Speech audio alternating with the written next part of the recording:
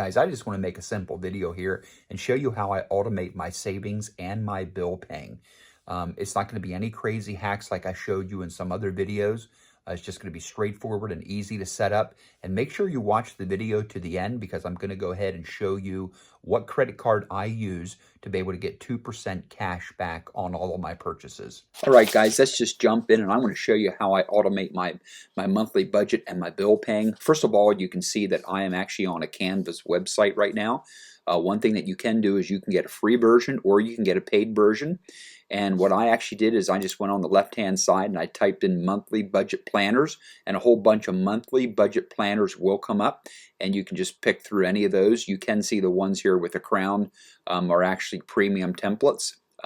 But there's a lot of free templates here as well. So you can create a free Canva account and you can go ahead and get started with a free template.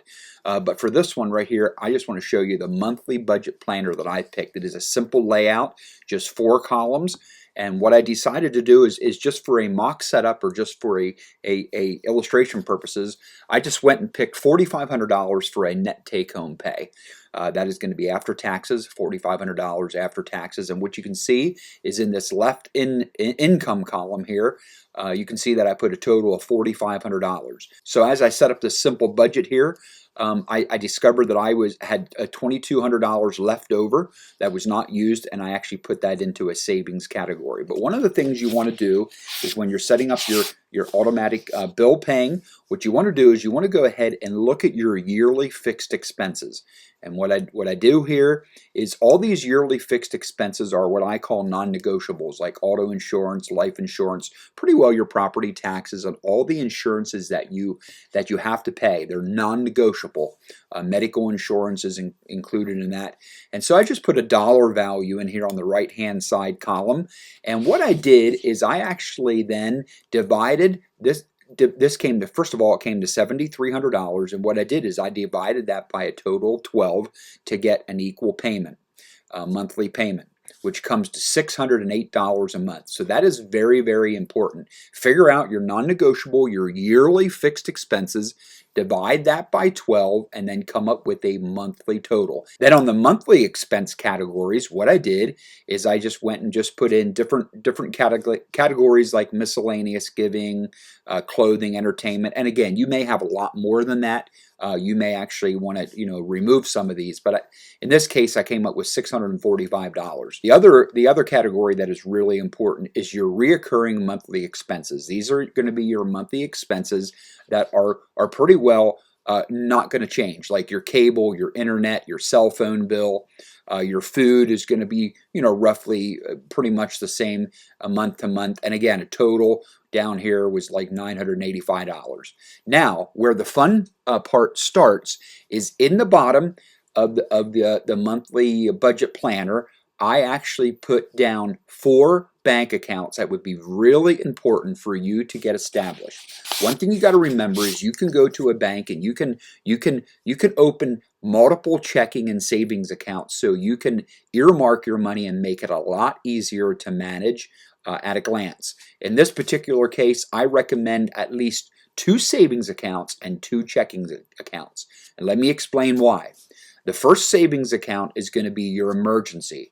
Roughly, 3 month, in this case, $3,000 to $6,000 would be a good, amount to have in an emergency, and that money is not going to ever be touched unless you have a full emergency. Your savings number 2 is going to be your investing. Now you can see I put $2,265, and that actually is coming from the savings category of $2,265 that I have left over every month. Now, the checking one is going to be for your regular bills. What I mean by that is going to be for your regular reoccurring monthly expenses. And then your checking 2 is going to be, again, your fixed expenses. That is going to correlate to your yearly fixed expenses. What I like to do then is I like to go ahead and put as much of this on my credit card as I can. All of these reoccurring monthly expenses that pretty well stay the same over here, I go ahead and make sure I put that on a credit card. And at the end of the month, it is simply paid off. It's very simple. You know what for account it's going to be coming out of. You don't have to worry where you're going to get the money. You go ahead and put it on the credit card, and every month you go ahead and pay that off. My wife does like to go ahead and ask if she can put on the auto insurance and homeowners insurance and your insurances on a credit card. Some companies will allow you to do that, but some companies will not because they don't want to, pay the extra expense. So again, how I automate my monthly expenses, it's very simple. Throw it into one of these 3 categories and then go ahead and open up multiple checking and savings accounts. And basically what you're going to do is you're going to put every month, you're going to put a certain amount of money in your checking or your savings account to take care of the bills that are going to be coming in month to month. Again, checking number 2 is going to be for the fixed expenses. Checking number 1 is going to be for your regular monthly expenses. And then your savings will be your extra that is left over from your paycheck. And your savings 1 is going to be your simple emergency. If you go ahead and you set it up like that, it is going to be very easy for you to identify how much money is coming in, where your money is going, and being able to keep a handle on your budget. Well, hopefully that was helpful to you, how I showed you how I walk through my monthly budget. Now, as I said, I'm going to go ahead in the video and I'm going to show you the exact credit card that my wife and I have been using to be able to get 2% cash back on all of our purchases. So the credit card that I use is the Citi Double Cash card. As you can see here, there's a 2% unlimited cash back, 1% when you buy and 1% when you pay. So it is up to 2% cash back on all the purchases that you purchase. Keep in mind that there is no category that is excluded. So in other words, you can put anything on the card. Now this credit card comes with an awesome app that is very easily and intuitively easy to use. It is something that we look at pretty often throughout the month to be able to see how much money that we actually have on our card and how much money that we are getting on cash back. The other thing I like to say is the cash back is earned in the form of thank you points. So what it means is that your 1 point is going to equal $1. Here you can see that you can actually get 3% cash back on motels, car rentals, and bookings through the Citi Travel Portal. We typically don't use the portal, but if that's something that you really like to do and you like to travel a lot, you can get up to 3% cash back. These points that you earn can actually be redeemed as a direct deposit into your checking account. You can get a statement credit, which is something that we typically use. We actually let the money build up in the account.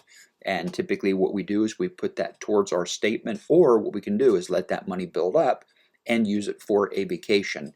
But you can also get those points redeemed as a check in the mail. This is one of the cards that I think is the best option out there. 2% cash back when you buy and when you pay, and it's unlimited, so it doesn't matter if you do $100 or $100,000. Citi Double Cash is not paying me anything to promote my card.